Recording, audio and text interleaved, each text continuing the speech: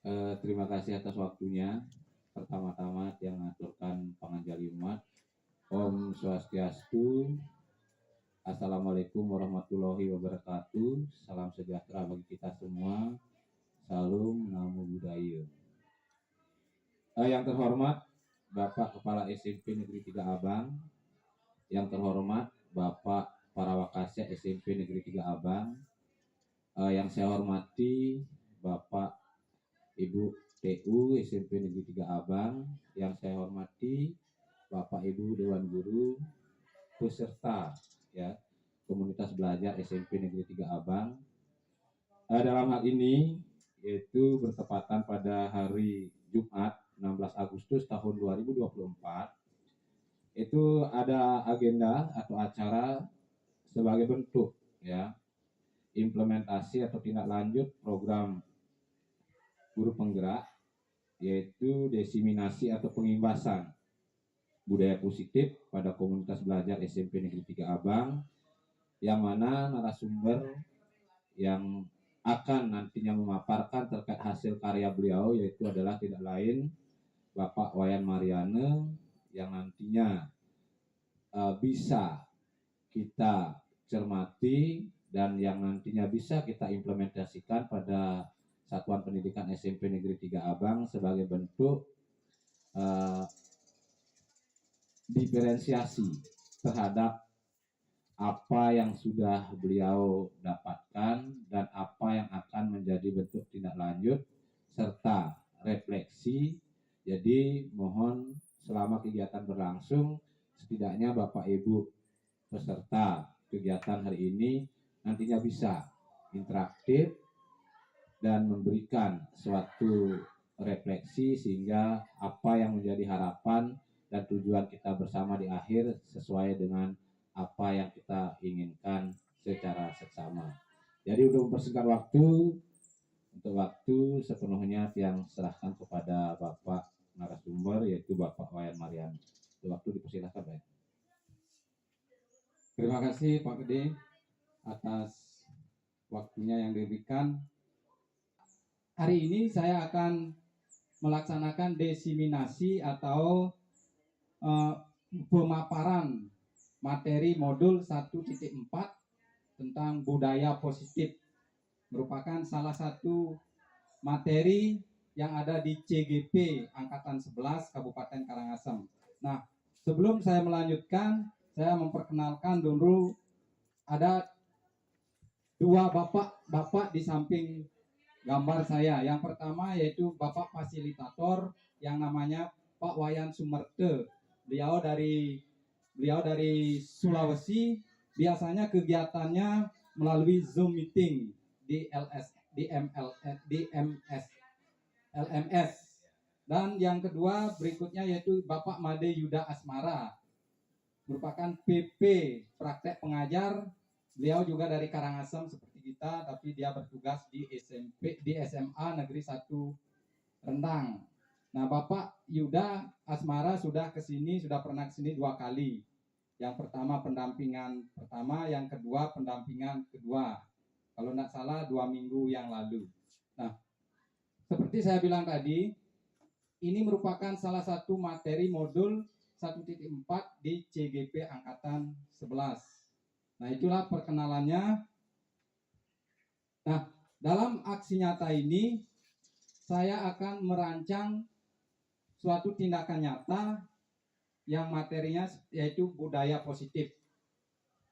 Nah, apa yang melatar belakangi daripada aksi nyata di sini tentang budaya positif? Di sini yaitu selama ini para murid bertindak untuk mengikuti aturan sekolah karena untuk menghindari hukuman atau sanksi, bukan atas kesadarannya sendiri, sehingga budaya positif sekolah tidak berjalan dengan baik atau tidak efektif. Nah, ini artinya selama ini anak-anak kita di sini disiplin mengikuti aturan sekolah bukan atas kesadarannya sendiri, tetapi atas dorongan dari luar, tidak berdasarkan dorongan intrinsik. Artinya tidak berdasarkan dorongan dari diri sendiri, tapi dorongan dari luar. Dorongan apa yang dimaksud? Yaitu hukuman. supaya mereka tidak dapat hukuman, maka mereka mengikuti aturan sekolah yang ada. Nah, tujuan dari aksi nyata di sini yaitu menumbuhkan kesadaran motivasi intrinsik para siswa untuk menjalankan keyakinan kelas. Yang kedua, menumbuhkan budaya positif di sekolah dengan meyakini nilai-nilai kebijakan universal. Nah, menumbuhkan kesadaran motivasi intrinsik para siswa untuk menjalankan keyakinan kelas artinya seperti tadi saya bilang bahwa apapun yang dikerjakan, yang diperbuat oleh siswa itu berdasarkan dari dorongan diri sendiri, tidak berdasarkan dari dorongan luar orang lain seperti hukuman. Nah, tolak ukur daripada aksi nyata di sini yaitu terbentuknya keyakinan kelas melalui kegiatan kesepakatan kelas yang dilakukan wali kelas dan siswa. Yang berikutnya, siswa mampu menerapkan dan menjalankan keyakinan kelas atas kesadarannya sendiri. Nah, tolak ukurnya nanti setelah kita berkolaborasi bersama-sama, diharapkan nanti kita semua para wali nanti membuat keyakinan kelas. Nah, keyakinan kelas sebenarnya sama dengan kesepakatan kelas. Kalau dulu namanya kesepakatan kelas, kalau sekarang dinamakan keyakinan kelas. Nah, Linmas, nah kita lewati saja. Nah, dukungan yang perlu, ya, materi-materi yang akan saya paparkan di sini ada beberapa materi. Yang pertama yaitu perubahan paradigma belajar. Yang berikutnya disiplin positif, kebutuhan dasar manusia, motivasi perilaku manusia, posisi kontrol restitusi, keyakinan kelas, dan segitiga restitusi. Nah, sebelum saya menjelaskan, memaparkan materi-materi yang ada dalam modul 1.4 budaya positif ini, marilah kita merefresh pemikiran kita supaya kita dalam pemaparan ini, dalam diskusi ini, kita lebih santai. Nah, saya mempunyai suatu ice breaking. Mari kita bersama-sama melihatnya. Nah, nanti silakan Bapak Ibu jawab. Saya punya beberapa gambar yang nanti dibuat menjadi kalimat atau kata. Yang pertama, nah ini konsep ice breaking. Nah, kira-kira kata apa ini kira-kira? Yang pertama gambar, ada gambar yang pertama itu, nah U-nya diganti dengan I. Kira-kira apa itu? Ya, tahi lalat. Gambar pertama apa itu? Tahu. Yang kedua, lalat. Nah, U-nya diganti dengan I jadinya tahi lalat. Ya, nah ini gampang ini. Apa ini? Iya, bagus sekali, cepat sekali Pak Nuri.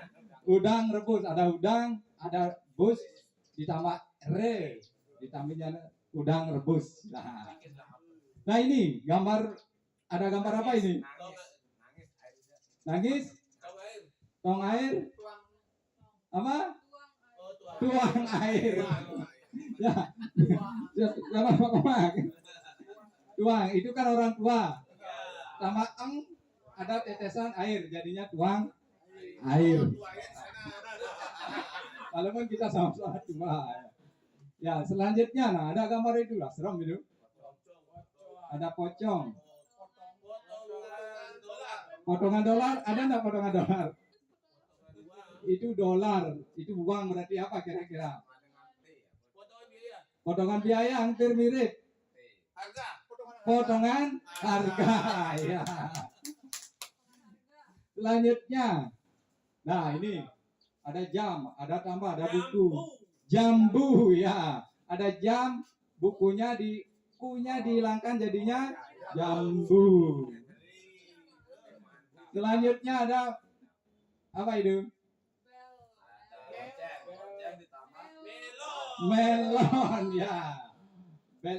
B-nya diganti M, balonnya B-nya diganti dihilangkan jadinya melon. Terus, nah ini ular.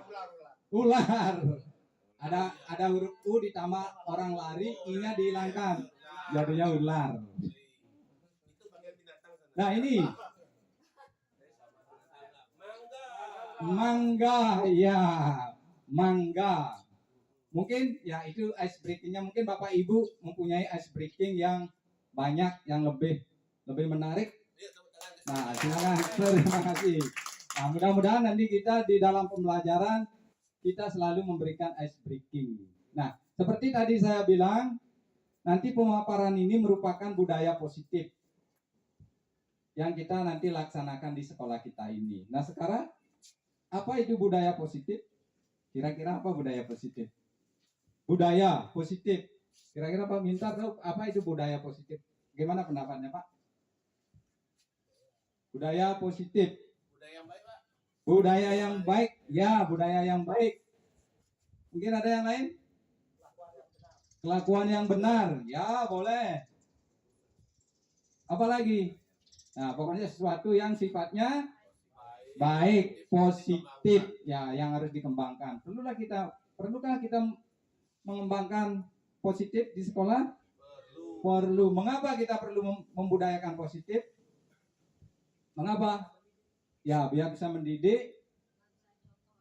Ya, biar bisa contoh, Bisa menumbuhkan karakter yang menumbuhkan karakter. Ya, intinya kalau kita budaya positif, kalau kita bisa menerapkan budaya positif, berarti lingkungan kita akan nyaman, ya. Dengan nyaman, apapun pembelajaran bisa berjalan dengan baik, tidak tegang-tegang, tensi tidak tinggi, ya. Mungkin ada yang Bapak Ibu tinggi tensinya. Oh ya anak-anak, gitu. Ada? Nggak boleh. Ya kalau dulu kita harus gitu ya, Bapak Ibu ya. Kalau sekarang, ya minimal kalau nggak bisa dikurangi. Ya, budaya positif yaitu lingkungan dengan nilai-nilai positif. Nah, suatu lingkungan atau suasana dengan nilai-nilai positif untuk menciptakan atmosfer yang aman sehingga mencapai potensi yang terbaik. Nah, artinya apa? Kita perlu menciptakan suasana yang positif, suasana yang baik, suasana yang nyaman sehingga semua warga, kalau di sekolah, semua warga sekolah merasa nyaman. Sehingga apapun visi kita, nanti tujuan kita akan mewujudkan visi yang kita buat. Sehingga kalau lingkungan sudah nyaman, pasti nanti tujuan kita tercapai. Walaupun tujuan akhir sekolah kita tidak tercapai 100%, tapi minimal kita step by step, ya, selangkah demi selangkah. Nah, itu namanya kalau keinginan mewujudkan itu kan namanya mimpi. Sehingga tidak mungkin mimpi kita itu akan tercapai 100%. Nah, materi selanjutnya yaitu pembelajaran dengan paradigma baru. Pembelajaran dengan paradigma baru dirancang berdasarkan prinsip pembelajaran yang terdiferensiasi sehingga setiap siswa belajar sesuai dengan kebutuhan dari tahap perkembangannya untuk mewujudkan profil pelajar Pancasila. Nah, yang di sini yang ditekankan yaitu apa kira-kira yang ditekankan Bapak Ibu? Itu yang ada yang saya kasih tebal dan miring. Yaitu apa kira-kira? pembelajaran terdiferensiasi Ya. dan belajar Pancasila. Ya, terdiferensiasi. Nah, kalau zaman sekarang beda dengan zaman dulu. Diferensiasi artinya apa kira-kira diferensiasi? Sesuai dengan minat dan bakat siswa. Untuk apa?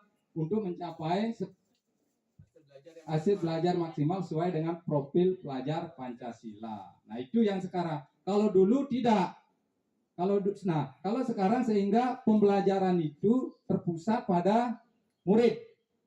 Ya, kalau dulu enggak, terpusat pada guru. Guru adalah segalanya. Guru adalah ilmu. Apapun yang dibilang guru adalah benar. Sehingga murid ya diam saja, objeknya sebagai objek. Kalau sekarang tidak, murid sebagai subjek sesuai dengan minat, bakat murid itu sesuai dengan kodratnya masing-masing. Nah, apa itu apa saja profil pelajar Pancasila kita sudah hafal itu. Jangan hanya hafal aja ya. Kita coba profil pelajar Pancasila. Yang pertama ada beriman, bertakwa kepada Tuhan Yang Maha Esa. dan bertakwa mulia, berakhlak mulia, berkebinekaan global, bergotong royong, mandiri, bernalar kritis, dan kreatif. Nah, kita sudah jalankan semua. Kita sudah melalui P5 dan sebagainya. Kita sudah hampir 3 tahun, mau ke 3 tahun mungkin sudah menjalankan seperti ini, profil pelajar Pancasila. Nah, selanjutnya, materi selanjutnya yaitu disiplin positif. Kalau kita berbicara dengan disiplin, kira-kira kita membicarakan tentang apa? Tentang aturan, ya. Kalau kita berbicara tentang aturan, bagaimana? Harus ditaati, ya, harus ditaati. Tidak boleh kita abaikan. Aturan itu dibuat untuk ditaati. Nah, disiplin positif, apa itu disiplin positif? Yaitu pendekatan yang mendidik, yang berfokus pada pengembangan karakter dan tanggung jawab pada diri siswa, bukan hanya sekedar mematuhi aturan, ya. Pendekatan dalam mendidik yang berfokus pada pengembangan karakter. Nah, di sini pengembangan karakter, sehingga disiplin positif merupakan hal-hal yang baik yang datang dari apa tadi? Yang datang dari kesadaran diri, bukan karena saya harus mengikuti karena ada aturannya ini. Kalau saya tidak mengikuti berarti saya melanggar aturan. Kalau melanggar aturan pasti kena sanksi, itu dulu, ya. Kalau sekarang beda. Nah, selanjutnya, dalam budaya kita, makna disiplin positif adalah suatu kepatuhan ketaatan sehingga cenderung dengan ketidaknyamanan, ya. Kira-kira kalau ada aturan kita nyaman apa enggak? Nyaman apa enggak? Enggak.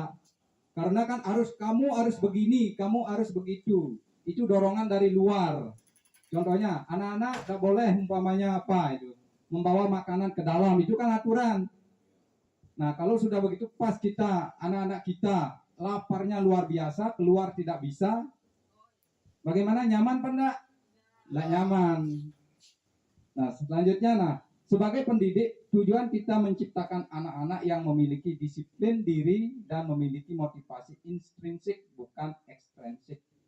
Nah, ini seperti tadi saya bilang, kalau aturan itu datang dari ekstrinsik, kesadaran melakukan sesuatu karena dorongan dari luar.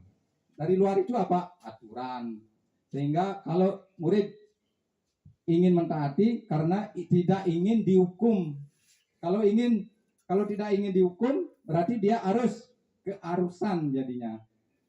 Setelah itu, disiplin positif merupakan salah satu cara penerapan disiplin yang bertujuan untuk menumbuhkan kesadaran serta memperdayakan anak untuk melakukan sesuatu tanpa sogokan, ancaman maupun hukuman. Yaitu seperti tadi, kalau sudah yang disiplin positif merupakan salah satu cara penerapan disiplin yang bertujuan untuk menumbuhkan kesadaran, artinya apapun yang dilakukan siswa itu berasal dari intrinsik, berasal dari dalam diri sendiri. Kalau sudah dari dalam diri sendiri, berarti dia sudah sadar, kalau saya melakukan seperti ini, konsekuensinya akan seperti ini. Nah, materi selanjutnya yaitu melaksanakan kebutuhan dasar manusia. Nah, apa aja yang dikatakan sebagai kebutuhan dasar manusia? Ada berapa? 1, 2, 3, 4, 5. Ada 5. Yang pertama, bertahan untuk hidup. Kalau bertahan untuk hidup artinya berhubungan dengan makanan, terus rumah, bisa fisik, ya, fisik kita, fisik atau berkaitan dengan biologis, bertahan. Kita harus sehat, kita harus nyaman. Nah, itu kalau kita ingin sehat, kita harus apa? Kita harus makan, minum yang sehat. Tempat tinggal perlu enggak? Perlu. Kalau kita tidak punya tempat tinggal, tidak nyaman nanti. Selanjutnya yaitu kasih sayang dan rasa terima. Nah, di sini membutuhkan perhatian berperilaku, membutuhkan kasih sayang. Nah, di sini kita membutuhkan kasih sayang, baik itu dari seseorang lain, keluarga, dan sebagainya. Selanjutnya penguasaan. siswa ingin berkuasa, mendominasi kegiatan. Nah ini kita sering ketemu dalam pembelajaran kita anak-anak yang merasa penguasaan. Bagaimana kira-kira kalau di dalam kelas kita sering menemukan di sini yang penguasaan. Anak-anak yang bagaimana biasanya? Anak-anak yang super aktif, ya, super aktif, sehingga dia mengapa dia ingin berkuasa terhadap orang lain, sehingga orang lain bisa apapun yang dia kehendaki dia akan menjalankannya. Siswa ingin berkuasa dan mendominasi. Nah ini mendominasi kegiatan. Umpamanya dalam pembelajaran kita anak-anak yang mempunyai rasa penguasaan, dia ingin sendiri menjawab pertanyaan, bertanya kegiatan itu. Nah, oleh sebab itu dia punya rasa penguasaan. Yang selanjutnya kebebasan. Siswa ingin bebas, tidak ingin terkekang. Nah, ini berhubungan dengan aturan lagi. Siswa ingin bebas, tidak ingin dihukum, ingin merdeka. Itu. Selanjutnya kesenangan. Nah, kalau kesenangan di sini siswa melakukan sesuatu karena kesenangannya sendiri. Nah, banyak hal yang dilakukan siswa karena atas dasar kesenangan. Bisa menjahili temannya juga bisa. Alasannya apa? Dia kesenangan. Kesenangannya bagaimana maksudnya? Kalau umpamanya dia menjahili temannya menangis, dia merasa senang. Senang bagaimana? Senang bisa membuat temannya menangis. Nah, motivasi perilaku manusia. Motivasi merupakan dorongan yang timbul pada diri seseorang secara sadar ataupun tidak sadar untuk melakukan sesuatu tindakan dengan tujuan tertentu. Nah, ini motivasi manusia itu menghindari ketidaknyamanan dan hukuman. Murid melakukan disiplin diri karena dia takut dihukum merupakan motivasi ekstrinsik. Nah, itu kalau ada murid yang mematuhi peraturan itu karena takut dihukum, karena takut mungkin dicemooh sama temannya, itu berasal dari dorongan ekstrinsik. Dorongan dari luar karena takut dihukum. Supaya tidak dapat hukuman, maka dia akan mengikuti aturan walaupun bertimbang balik dengan apa yang mereka rasakan. Mendapatkan imbalan atau penghargaan dari diri orang lain. Nah, mungkin murid-murid mematuhi aturan ingin mendapat penghargaan, ingin mendapatkan hadiah. Contohnya umpamanya, anak-anak siapa yang mau lari akan dapat hadiah. Nah, sering kita lihat seperti itu di lapangan. Dikasih uang, dikasih permen dan lain sebagainya. Banyak yang seperti itu. Menghargai nilai-nilai diri sendiri. Murid melakukan disiplin diri karena sadar akan nilai kebajikan diri sendiri. Nah, itu kalau sudah bisa menghargai diri sendiri, berarti itu datangnya dari intrinsik, dari dorongan dalam. Tidak ada orang luar yang memaksa. Walaupun ada aturan seketat apapun, karena mereka sudah sadar, maka dia akan dengan senang hati akan mengerjakan, akan mematuhi hal-hal seperti itu. Nah, konsep disiplin dengan identitas gagal. Nah, mengapa konsep dinamakan konsep disiplin dengan identitas gagal? Nah, karena di sini kalau ada pelanggaran, itu dorongannya ada hukuman dan penghargaan. Nah itu, ini diidentifikasi menjadi gagal, yaitu menjadi menyakitkan. Hukuman kalau menyakitkan. Kadang-kadang kan kita tidak sadar bahwa apapun yang kita berikan yang sifatnya menghukum itu akan diingat sepanjang ayatnya. Contohnya, kalau anak-anak yang tidak mau berbaris akan disuruh keliling lapangan larinya, itu akan diingat sampai seumur hidupnya. Terus murid takut. Nah, dia takut akan berbuat melanggar. Karena kalau saya melanggar, saya akan dihukum berat. Selanjutnya memaksa. Kita harus paksa kalau itu aturannya, kalau hukumannya mau tidak mau harus dilaksanakan. Murid menyembunyikan kesalahannya. Nah, kebanyakan kalau kita menerapkan hukuman, murid-murid akan menyembunyikan kesalahan yang mereka buat sebelum mereka diketahui oleh orang lain. Mengapa menyembunyikan kesalahannya? Takut kembali kepada hukuman. Nah, setelah itu ada murid menjadi rendah hati. Nah, mengapa kalau mendapat hukuman murid menjadi rendah hati? Mungkin ya, umpamanya kalau kita kasih hukuman lari 10 kali, 20 kali, habis itu dia akan malu kepada teman-temannya. Kalau sudah malu, punya perasaan yang tidak enak, sehingga dia menjadi rendah hati pada temannya, bisa menjadi pendiam dan sebagainya. Nah, itu yang hukuman. Kalau yang penghargaan, kalau ada yang apapun yang dikasih penghargaan tidak akan efektif. Mengapa? Kalau tidak ada penghargaan pasti dia tidak akan melaksanakan. Kalau kita iming-imingi hadiah pasti dia akan mau. Contohnya, kalau kita suruh kerja, murid-muridnya di sini susah sekali.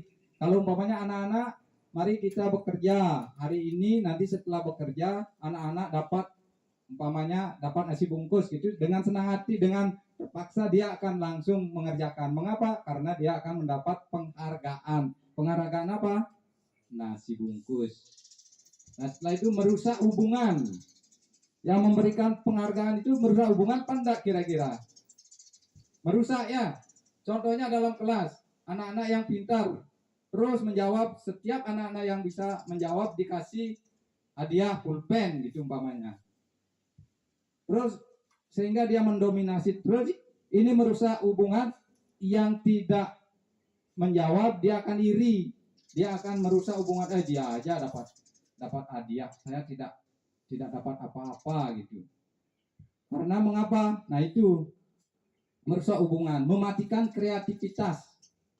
Mematikan kreativitas di sini artinya dia tidak bebas mengekspresikan ide yang ada dalam dirinya, karena dia akan mematuhi untuk mendapatkan hadiah.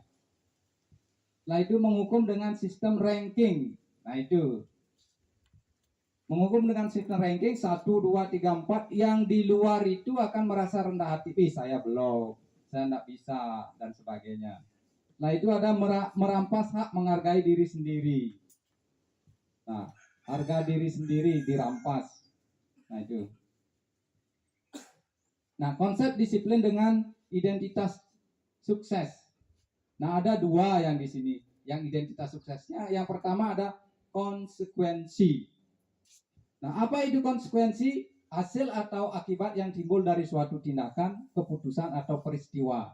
Nah, di sini biasanya siswa melakukan kesalahan, konsekuensinya dia harus memperbaiki kesalahan itu. Siswa menumpahkan air di lantai, konsekuensinya dia harus membersihkan. Nah, ini biasanya kalau konsekuensinya ini biasanya jangka pendek. Artinya hukuman yang diberikan itu bukan hukuman berat, hukuman yang konsekuensinya akibat dari perbuatan anak itu sendiri. Contohnya umpamanya anak-anak tidak sengaja ada temannya membawa air di dalam kelas, dia menyenggol dengan tidak sengaja sehingga tumpah. Nah, di sana tidak perlu kita beri hukuman, kita konsekuensinya apa? Karena menumpahkan, dia harus membersihkan kembali. Nah, itu jangka tidak akan lama, dia ingatannya tidak akan lama karena itu normal. Nah, ada restitusi, mengembalikan kondisi korban seminimal mungkin ke dalam keadaan sebelum terjadi tindakan pidana atau perilaku yang salah. Nah, artinya kalau melalui restitusi kita tidak menyalahkan anak-anak yang melakukan tindakan kurang bagus. Kita di sana akan mengembalikan identitasnya supaya tidak minder.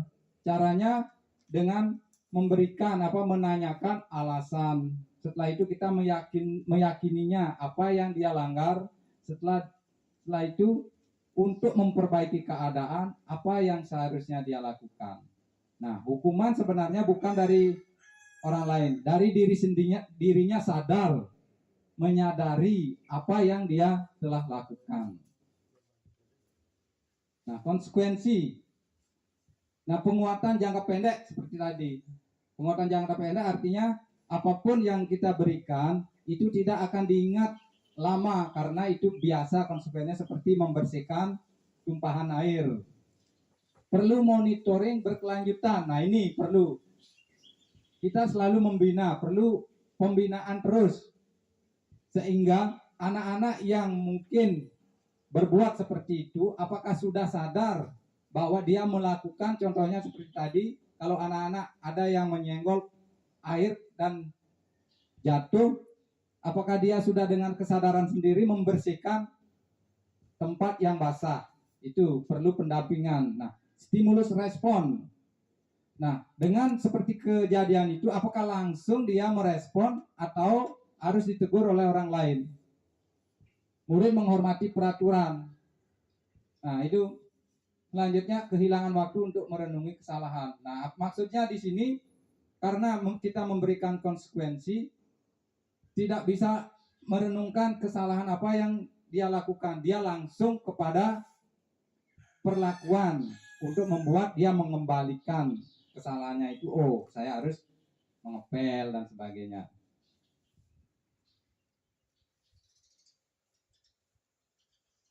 Nah, sekarang tentang restitusi. Restitusi yaitu murid bertanggung jawab untuk perilakunya. Nah, dengan kesadaran sendiri, dia akan berbuat kebaikan, memperbaiki diri. Fokus untuk pemecahan jangka panjang. Nah, ini karena kita pembelajarannya, supaya ke depannya, kalau dia melakukan tindakan yang tidak sesuai dengan keyakinan, dia secara sadar nanti pemecahan masalahnya langsung ke masa depannya bisa melakukan hal itu.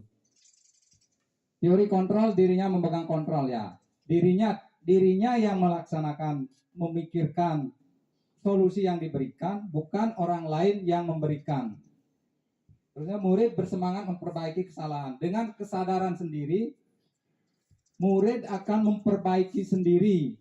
Mungkin minta maaf sendiri, membersihkan lantai yang sudah basah itu dengan dorongan sendiri. Nah, selanjutnya ada konsep disiplin pendekatan restitusi. Nah, pendekatan restitusi di sini merupakan sebuah cara menanamkan disiplin positif pada murid. Nah, pengertiannya di sini yaitu proses menciptakan kondisi bagi murid untuk memperbaiki kesalahan mereka sehingga bisa kembali pada kelompok mereka dengan karakter yang lebih kuat. Nah, ini menurut Jason tahun 2004. Nah, adapun ciri-ciri daripada restitusi yaitu pertama ada bukan menebus kesalahan tapi belajar dari kesalahan. Artinya apa? Umpamanya dia berbuat salah, supaya dimaafkan saya harus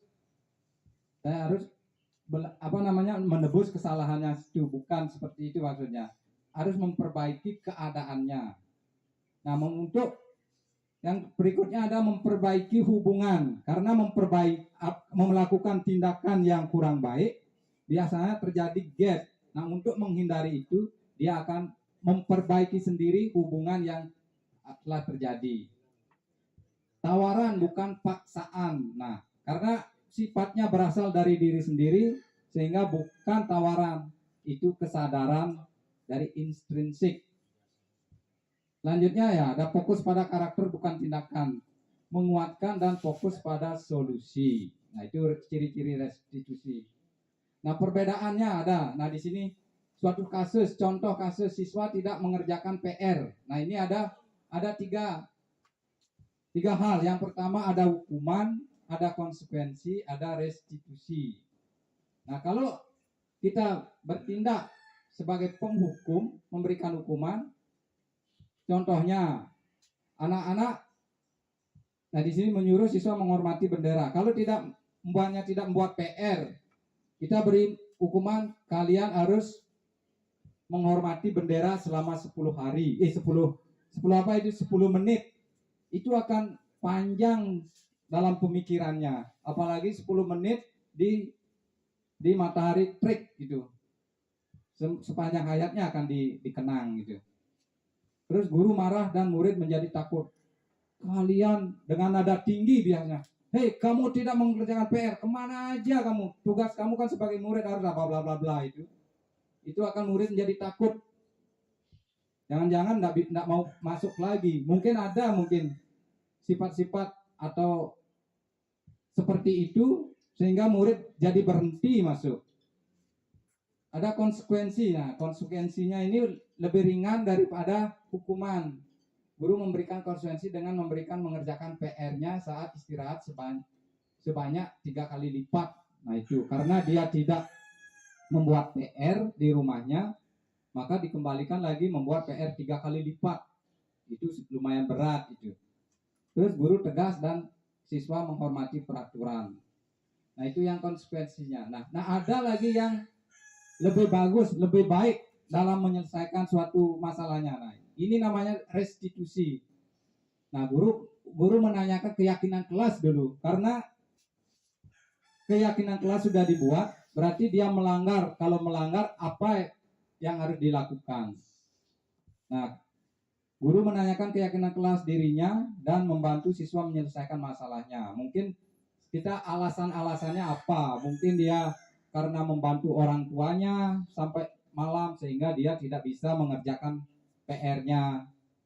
Terus guru terbuka dan siswa menghormati dirinya dan orang lain.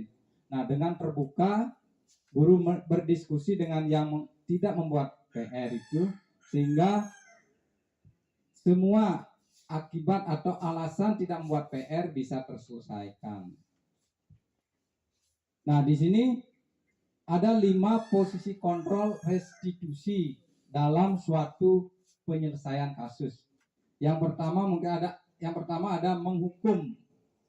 Yang namanya menghukum harus dipaksa untuk mengerjakan. Membuat rasa bersalah. Nah, ini teman memantau manajer. Nah, di sini mungkin Bapak Ibu kira-kira di posisi manakah Bapak Ibu berada dalam pembelajaran di kelas mungkin? Apakah menghukum, membuat rasa bersalah? Nah, biasanya kalau menghukum itu akan selalu diingat. Ingatnya apa? Yang negatif, perbuatan yang negatif. Kalau membuat rasa bersalah, anak-anak menjadi rendah diri.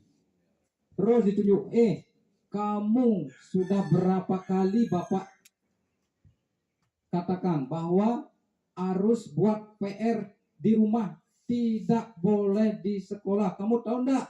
Nah, itu dengan nada yang tinggi. Biasanya dengan teman. Nah, ini kontrol kita sebagai teman. Ayolah, contoh. Nah, ini bahasanya agak merendah. Ayolah, mengapa kamu tidak buat PR?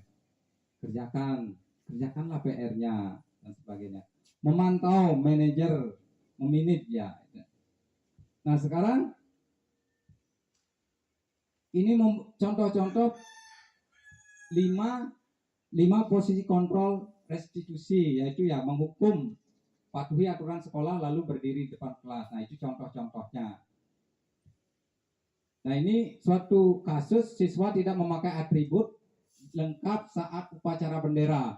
Kalau yang menghukum nanti diberi patuhilah aturan sekolah lalu berdiri di barisan depan. Anak-anak yang tidak membawa atribut lengkap disuruh berbaris ke depan, paling depan, sehingga perhatian bisa penuh. Membuat rasa bersalah. Nah, ini seperti tadi saya bilang, berapa kali Bapak harus memberitahu, Bapak sangat kecewa sama kamu. Itu sudah menyakiti perasaan siswa itu. Selanjutnya ada teman. Nah, kalau sebagai posisi kita teman, ayolah yang tertib, buat Bapak bangga kali ini tidak apa kamu berbuat salah. Nah, itu. Kalau yang memantau, kamu sudah melanggar apa peraturan dan konsekuensinya. Nah, itu. Yang selanjutnya yang terakhir, sebagai manajer, apakah kamu tahu? Nah, di sini kita nanti pada akhirnya kita sebagai guru diharapkan sebagai manajer. Kalau tidak bisa sebagai manajer, sebagai memantau lah. Kalau sebagai manajer kita bisa menyelesaikannya itu. Apakah kamu tahu kesalahanmu? kira-kira bagaimana kamu untuk memperbaiki kesalahannya. Nah, itu sudah bijaksana sekali. Kalau tidak ada di manajer, kita minimal di memantau, dan kita harus hindari jangan sampai kita di dalam posisi menghukum dan membuat rasa bersalah. Nah, itu supaya tidak dikenang sepanjang hayat oleh siswa. Kalau dikenang sepanjang hayat dengan kebaikan kita tidak masalah. Kalau ini menghukum dengan mata melotot umpamanya, kamu itu nadanya tinggi, kamu ini sebagai siswa jangan main-main gitu ya. Ada yang seperti Pak Mintar seperti itu? Ya, gimana?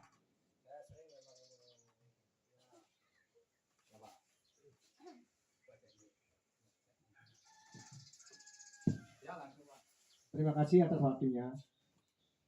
Untuk mengingatkan kepada siswa, memang sering nada keras, tapi diusahakan jangan sampai menyentuh anak-anak. Nah, mungkin itu yang saya bisa masih pertahankan. Nah, ini Pak Mintar merupakan guru yang paling senior di sini ya.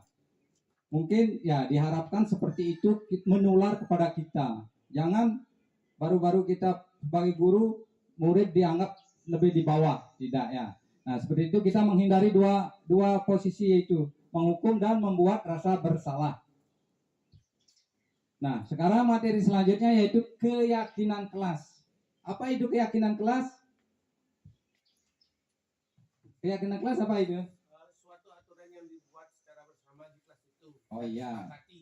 Ya, aturan kebersamaan dan harus disepakati. Ya, kiranya itu keyakinan kelas. Kalau dulu namanya kesepakatan kelas ya. Kesepakatan kelas. Ya.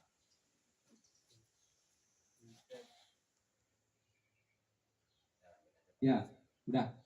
Nah, keyakinan kelas merupakan suatu, kalau dibilang sebagai aturan, itu merupakan dibuat bersama-sama, disepakati bersama-sama. Kalau ada yang melanggar, langsung kita tunjukkan, oh ini loh kesepakatan kelas, keyakinan kelas kita. Nah coba kita lihat ini, mengapa keyakinan kelas, mengapa tidak perlu peraturan. Nah, contoh ada di sini, mengapa kita memiliki peraturan menggunakan helm pada saat mengendarai motor. Itu keyakinan apa aturan? Aturan ya.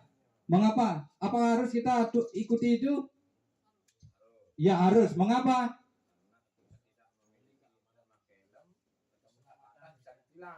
Apa ditilang? Apa ditilang? Apa itu aja? Perlu gini? Itu menyangkut keselamatan. Kalau tidak mau selamat, nggak usah dah pakai helm. Ya, kita harus, itu keselamatan, karena keselamatan pasti, kalau kita berbicara keselamatan pasti akan dipatuhi. Kedua, mengapa kita memiliki peraturan menggunakan masker dan mencuci tangan setiap saat? Ya, itu mengacu pada kesehatan. Ya, kesehatan, keselamatan itu yang nomor satu untuk kita ya. Walau kita punya banyak harta tapi tidak kesehatannya atau tidak selamat, tidak mungkin. Nah, sekarang kita bagaimana cara membuat keyakinan kelas. Nah, di sini kalau kita mau membuat keyakinan kelas, kita harus berpikir dengan aturan kelas. Nah, aturan dulu kita lihat. Apa itu aturan kelas? Kumpulan aturan yang dibuat dan ditetapkan oleh guru atau pihak sekolah untuk menjaga ketertiban dan kelancaran belajar mengajar. Berarti aturan itu berasal dari luar itu. Kalau di sekolah berasal dari bapak ibu guru, berasal dari kepala sekolah. Kalau keyakinan adalah kesepakatan bersama yang dibuat oleh seluruh anggota kelas, baik guru maupun siswa, tentang bagaimana kelas seharusnya berjalan. Nah, untuk membuat peraturan itu menjadi keyakinan, kita harus peraturan itu dibuat menjadi kalimat positif. Nah, adapun seperti ini. Nah ini peraturan kelas sifatnya kaku. Kaku enggak? Ya, contohnya biasanya bagaimana? Biasanya bersifat kaku dan harus ditaati tanpa banyak bertanya. Kira-kira contohnya apa nih, kan? Tidak boleh atau dilarang, jangan membuang sampah sembarangan. Kan kaku kan enggak? Kaku eksternal. Nah, ditetapkan dari luar dari siswa. Ditetapkan dari luar siswa, yaitu oleh guru atau sekolah. Sehingga di sana siswa tidak tahu menahu, dia harus mengikuti aturan. Selanjutnya negatif. Nah, sering kali berfokus pada apa yang tidak boleh dilakukan. Anak-anak tidak boleh begini, anak-anak tidak boleh begini, tidak boleh. Nah, itu biasanya dikeluarkan oleh bapak, ibu guru atau kepala sekolah hanya untuk siapa itu? Hanya untuk murid. Bagaimana dengan untuk guru? Nah, kalau keyakinan kelas lebih fleksibel, dapat disesuaikan dan berkembang seiring waktu. Nah, ini bisa fleksibel. Kalau umpamanya tidak cocok, bisa dirubah. Umpamanya 1 minggu sudah dibuat, 2 minggu sudah dibuat, tapi ada yang tidak cocok lagi, bisa disepakati lagi, bisa diganti dan lain sebagainya. Internal ditetapkan bersama oleh seluruh anggota kelas sehingga memiliki rasa yang lebih kuat. Nah, karena sudah dibuat dari anggota kelas termasuk bapak ibu wali, di sana akan memiliki rasa yang lebih kuat. Oh, kita yang buat, berarti yang mentaati adalah kita sendiri. Positif, berfokus pada apa yang harus dilakukan atau nilai-nilai yang ingin dicapai. Nah, itu. Nah, sekarang mari kita bersama-sama berdiskusi membuat bagaimana cara membuat keyakinan kelas. Nah, keyakinan kelas tadi itu dibuat dari peraturan kelas, yang biasanya kalimat di peraturan kelas itu kalimat negatif. Contohnya, tidak boleh membuang sampah sembarangan. Keyakinan kelas, nah ini belum dirubah ini. Keyakinan kelas apa? Kira-kira, nah kalau ini kan sama ini. Mari kita jaga kebersihan. Ya, mari kita jaga kebersihan. Ada bedanya apa enggak itu? Tidak boleh membuang sampah dengan mari kita buang sampah sembarangan atau buang sampah di tempatnya, kan gitu. Ya, kira-kira. Nah, untuk kita langsung aja praktek Bapak Ibu ya.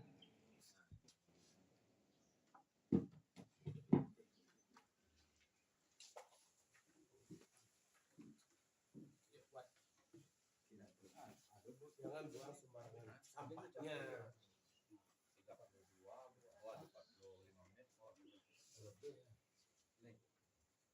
Nah, di sini Bapak Ibu coba buat peraturan dulu. Setelah itu kita nanti diskusikan. Biasanya kan itu bersifat negatif, tidak boleh. Gitu.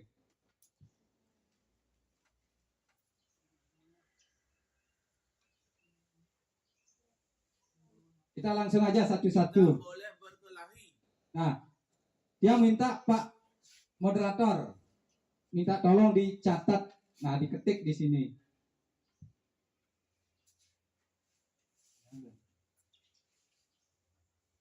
Oh, nggak bisa ya, kembali.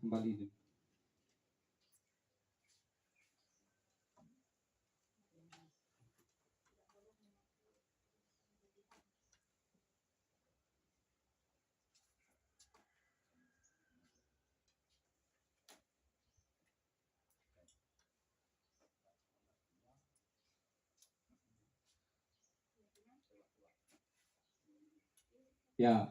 Nah, sambil Pak Gede nyari untuk siap diketik, silakan Bapak Ibu dibuat dulu, nanti kita diskusikan.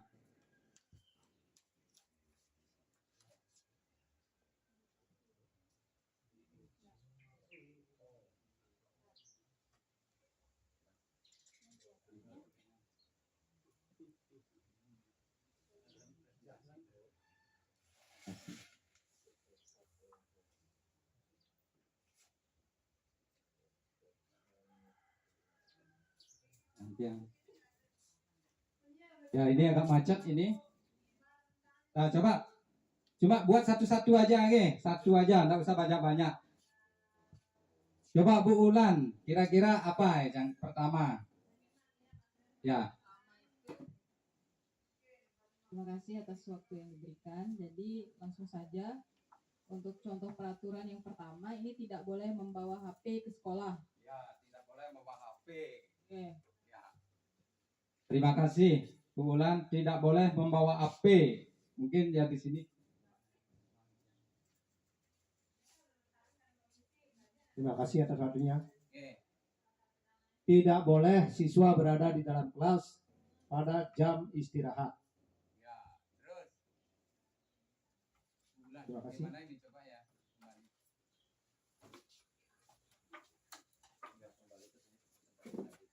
Terima kasih atas waktunya. Saya menganggap penting juga masalah bully. Jadi dibuatkan peraturan tidak boleh membuli siswa yang lain. Ya, tidak boleh membuli siswa yang lainnya. Ya, tidak boleh. Nah, itu biasanya seperti tadi saya bilang, di dalam aturan kelas itu biasanya kata negatif.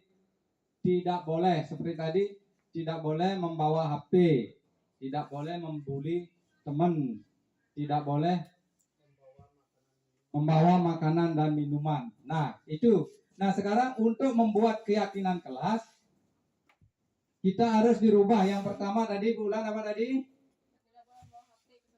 Tidak boleh membawa HP. Kalau keyakinan kelas kita jadikan apa itu?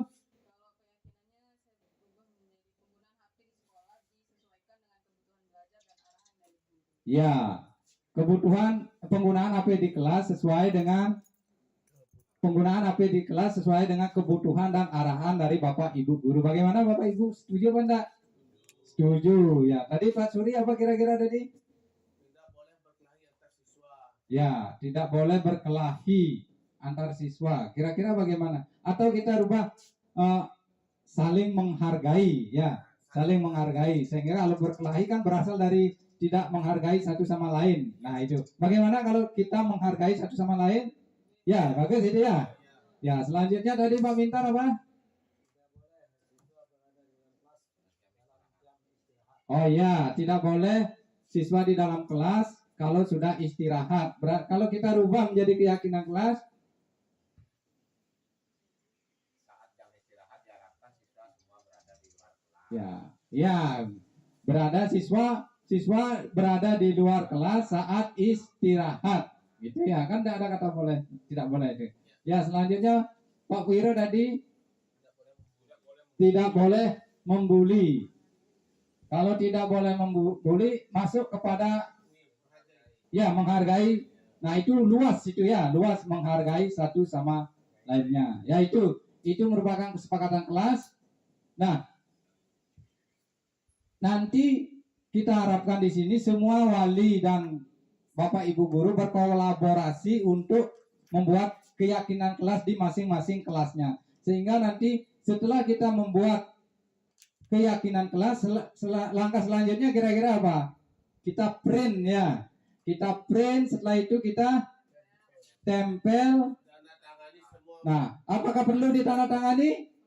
Perlu ya. Mengapa perlu ditandatangani? Itu sebagai kesepakatan, bukti fisik bahwa yang menandatangani itu siap melaksanakan, dan kalau melanggar nanti ada ya itu. Nah, itu Bapak Ibu. Nah, kalau keyakinan kelas tidak hanya kita tempel aja. Nah, kadang-kadang keyakinan kelas itu kita dapat dari Tokopedia itu. Kira-kira ada enggak? Bapak Ibu sebagai wali udah buat keyakinan kelas? Itu keyakinan kelas ada di Tokopedia. Ada enggak? Ya, sering kita temukan ya. Mengapa ada di Tokopedia? Kita tinggal pesan. Ya, kita tinggal pesan, datang, tapi sesuai enggak di lingkungan kita. Nah, itu dipaksakan. Mungkin karena harus ada dulu kita cari Tokopedia. Boleh kita ambil di Tokopedia, tapi kita diskusikan kembali ya. Umpamanya di Tokopedia ada 10 keyakinan kelas, kalau ke 10-nya kita sepakati ya enggak masalah itu. Nah, kita harus dengan kunci utama yaitu kesepakatan bersama guru, wali dalam kelas. Nah, itu. Nah, perbedaan peraturan kelas dan keyakinan kelas. Nah, kalau sumber dari peraturan kelas berasal dari mana? Guru atau sekolah, kepala sekolah. Terus keyakinan kelas bersumber dari mana? Semua anggota kelas. Yang dimaksud semua anggota kelas siapa aja? Siswa, wali, ya. Nah, siswa dan wali lah yang untuk menyepakati. Sifat, kalau peraturan kelas kaku, eksternal dan negatif. Kalau keyakinan kelas fleksibel, internal, positif. Fokus aturan yang harus ditaati peraturan kelas. Kalau keyakinan kelas nilai dan perilaku yang diinginkan. Menjaga ketertiban dan membangun komunitas belajar yang positif. Nah, selanjutnya ada segitiga restitusi. Apa itu segitiga restitusi? Cara menyelesaikan masalah atau pelanggaran bisa diselesaikan dengan restitusi. Kalau segitiga restitusi itu ada 3 tahapan. Yang pertama yaitu apa? Menstabilkan identitas, memvalidasi kebutuhan. Selanjutnya ada menanyakan keyakinan. Nah, untuk selanjutnya, nah di sini tahap segitiga itu ada 3: menstabilkan identitas, validasi tindakan salah, menanyakan keyakinan. Kalau menstabilkan identitas, kira-kira yang mana ya? Nah, di sini kalau menstabilkan identitas, tidak menyalahkan siswa. Semua orang pasti pernah berbuat salah. Nah, dengan kata-kata seperti ini, tidak ada manusia yang sempurna. Saya pernah melakukan hal itu. Nah, contohnya umpamanya yang pertama, semua orang pernah berbuat salah seperti itu. Tidak ada manusia yang sempurna. Saya pernah melakukan kesalahan seperti itu. Nah, jika Bapak di posisi kamu, mungkin juga Bapak melakukan hal itu. Nah, itulah yang menstabilkan identitas. Biar murid bisa tenang. Setelah menstabilkan, baru memvalidasi tindakan salah. Menanyakan alasan. Tindakan siswa melakukan kesalahan, perbuatan salah didasari dengan alasan. Biasanya kalimat-kalimat yang digunakan seperti, nah, mengapa, apa alasan kamu melakukan sesuatu, melakukan tindakan seperti itu, pasti ada alasannya ya. Nah, itu. Setelah itu ada menanyakan keyakinan. Menanyakan keyakinan kelas yang dilanggar. Nah, keyakinan kelas apa yang kamu sudah dilanggar? Atau apa yang harus kamu lakukan untuk memperbaiki kesalahan yang kamu buat? Nah, itu. Nah, di sini itu merupakan tahapan segitiga restitusi. Nah, sekarang saya akan mencoba untuk mempresentasikan contoh dari penyelesaian kasus di sini.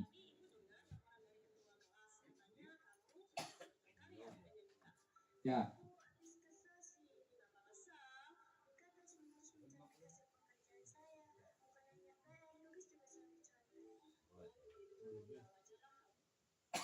Nah, dalam tahapan penyelesaian di sini yaitu menstabilitas identitas. Nah, guru menanyakan tindakan yang dilakukan siswa dengan Mina.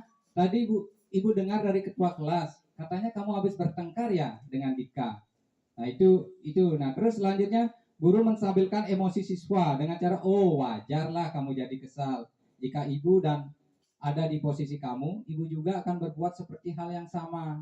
Ibu sangat menghargai tindakan kamu yang tidak berbuat yang lebih baik daripada itu. Nah, itu menstabilkan. Kalau kita seperti itu kan murid tidak merasa bersalah. Dia akan terus mengungkap identitasnya, alasannya. Nah, selanjutnya validasi.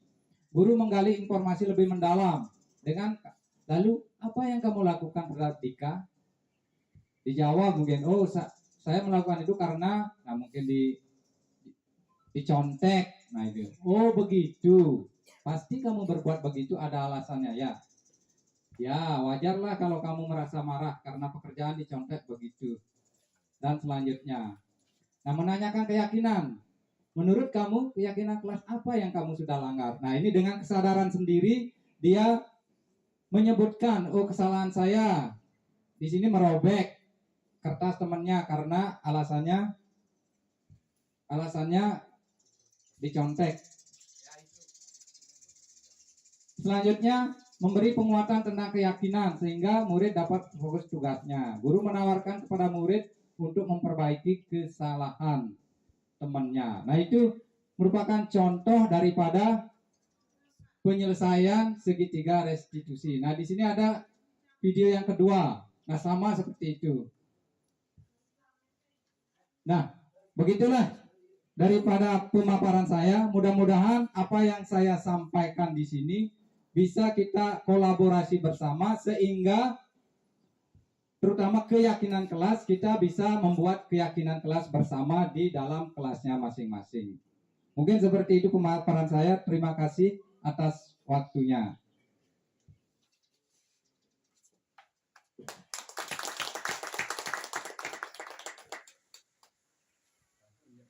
Baiklah, demikianlah pemaparan materi yang sudah disampaikan oleh Bapak Wayan Mariana. Jadi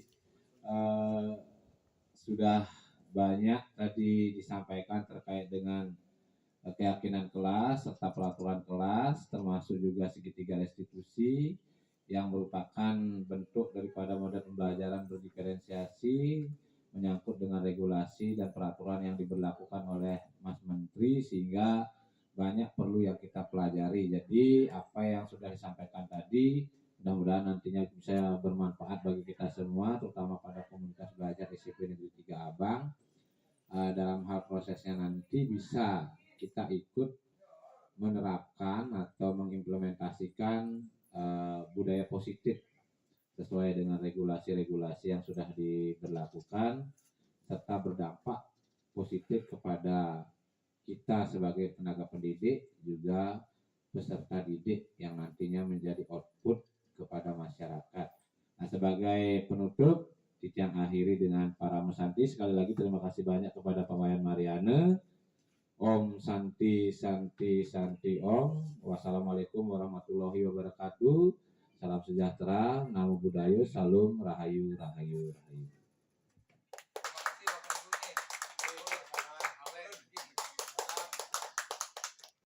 Om Swastiastu, perkenalkan nama saya Madi Kusuma, saya guru prakarya.